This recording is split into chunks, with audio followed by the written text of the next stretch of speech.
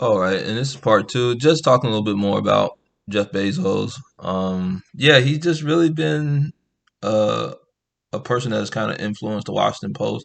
Obviously, he owns it, but um, I don't know what it is about journalists at the Washington Post having this vendetta against Bernie Sanders. Yeah, and so yeah, there's really been a lot of Washington journalists, Washington Post journalists, especially, who just really have headed out for Bernie Sanders, and obviously Bernie Sanders, he's been memed to death with his mittens and jacket.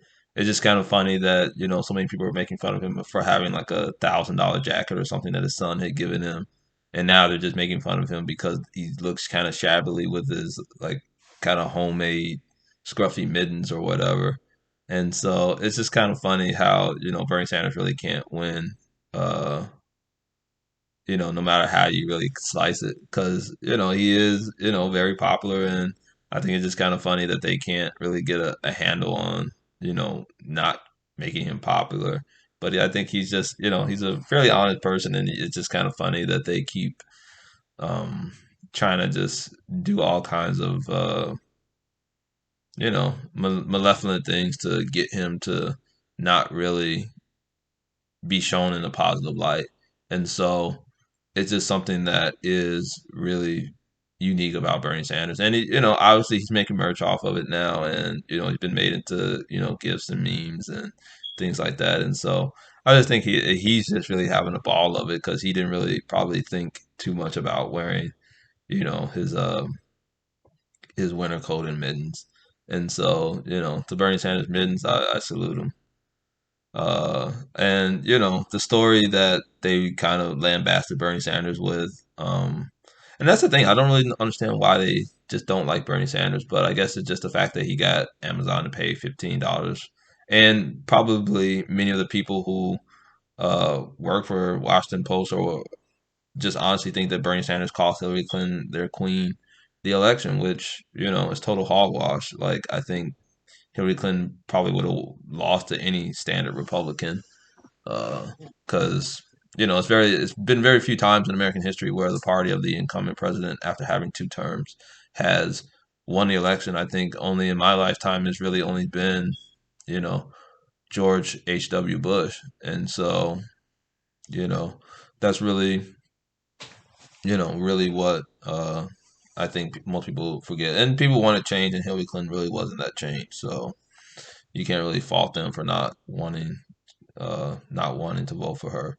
But Bernie Sanders, I think, in one of the stories they printed about him, gave him, three Pinocchios about actually Trump's tax cuts, primarily going, the vast majority of those cuts benefiting large corporations large corporations or companies, and ultra wealthy people. And that's honestly true. Like, if like obviously rich people do pay more overall in dollars to the federal government, but the rate that they pay it at is so much more, is such a smaller rate than the average person that I don't see how they could conflate that together. Plus, Washington Post has actually wrote stories about how Trump's tax cuts do benefit the wealthy and rich, ultra rich people. And so I don't really know why they would, write that story about him or give him that rating that he had been misleading, because obviously he hasn't.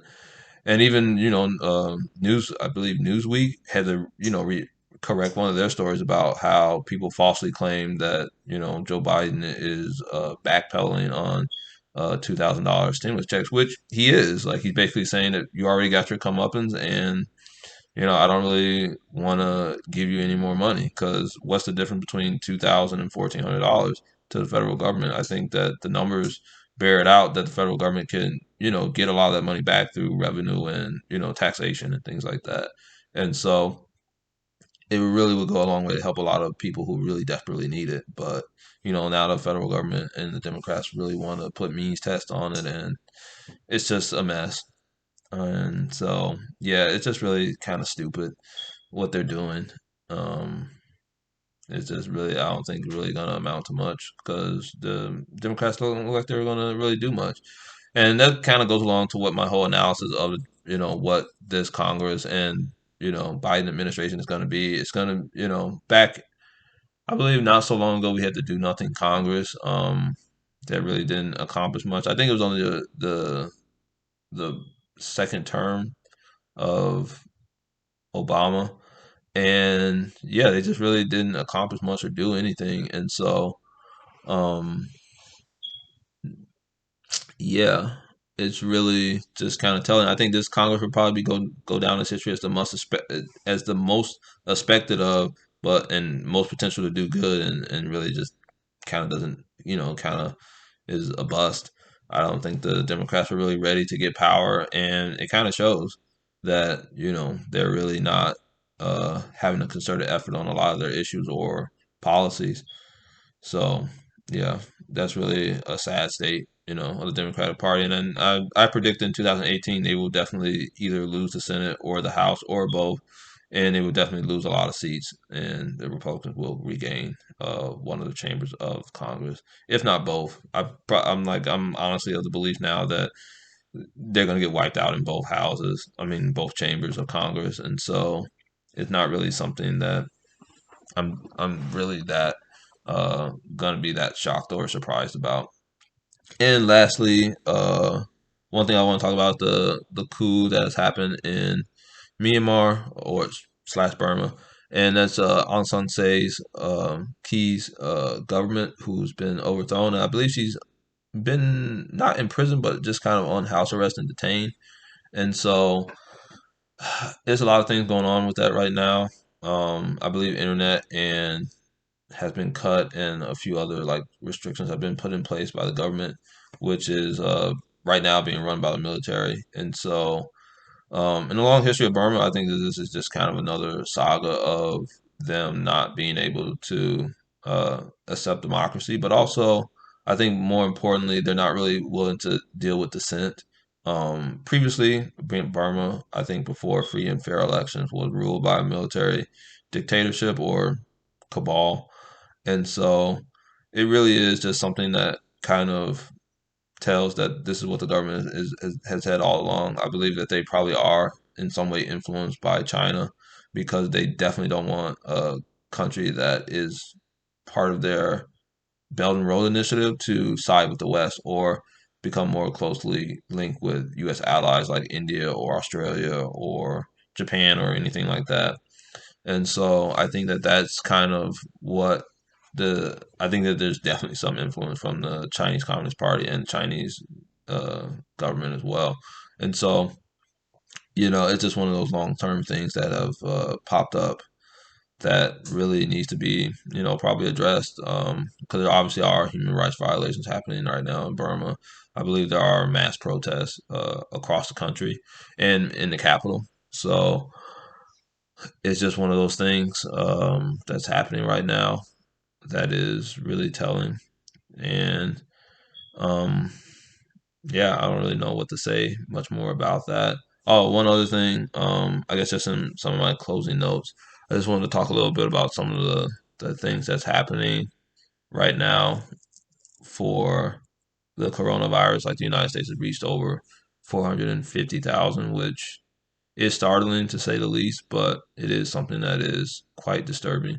And so I don't think there's going to be really an end in sight to this. And I guess going along with the coronavirus is that the origin theory of the coronavirus is becoming mm, uh, sort of blurred now. It's starting to lean more towards the fact that it did not start in a wet market.